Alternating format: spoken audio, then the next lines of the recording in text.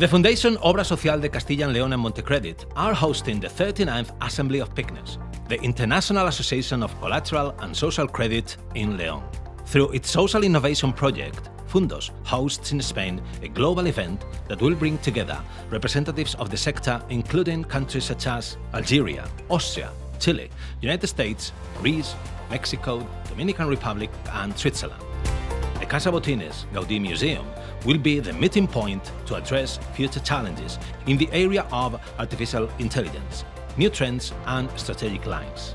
From the 5th to the 7th June, León will become the world capital of collateral and social credit with the 39th Assembly of PIGNUS.